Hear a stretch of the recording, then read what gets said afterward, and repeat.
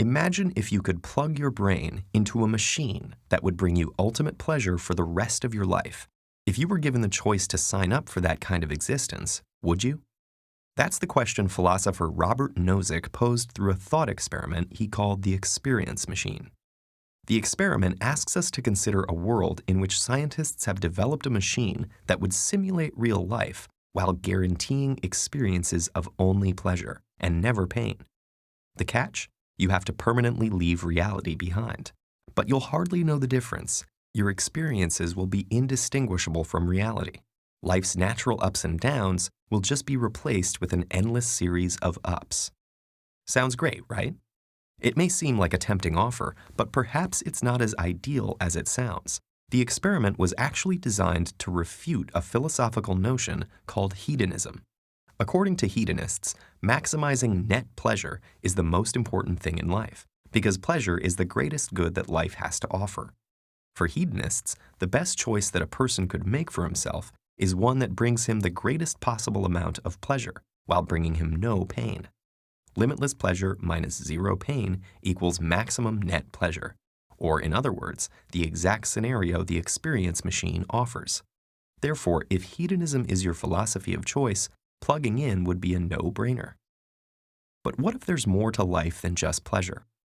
That's what Nozick believed he was demonstrating through his experience machine thought experiment. Despite the machine's promise of maximum net pleasure, he still found reason not to plug in, as do many other experimenters who consider the proposition. But what could possibly dissuade us from choosing a future of ultimate pleasure? Consider this scenario. Betsy and Xander are in a loving, committed relationship. Betsy is head over heels and has never felt happier. However, unbeknownst to Betsy, Xander has been romancing her sister Angelica with love letters and secret rendezvous for the duration of their relationship. If Betsy found out, it would destroy her relationships with both Xander and Angelica, and the experience would be so traumatic she would never love again. Since Betsy is in blissful ignorance about Xander's infidelity, hedonists would say she's better off remaining in the dark and maintaining her high level of net pleasure.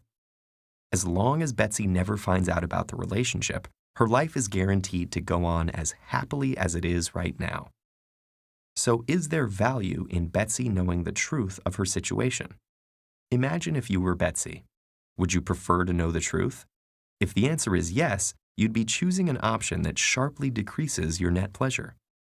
Perhaps then you believe that there are things in life with greater intrinsic value than pleasure. Truth, knowledge, authentic connection with other human beings. These are all things that might make the list.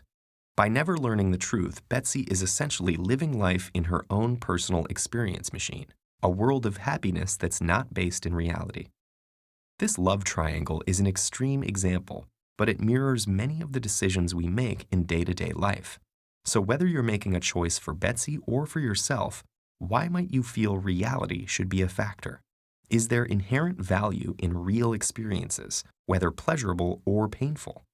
Do you yourself have more value when you're experiencing real life's pleasures and pains?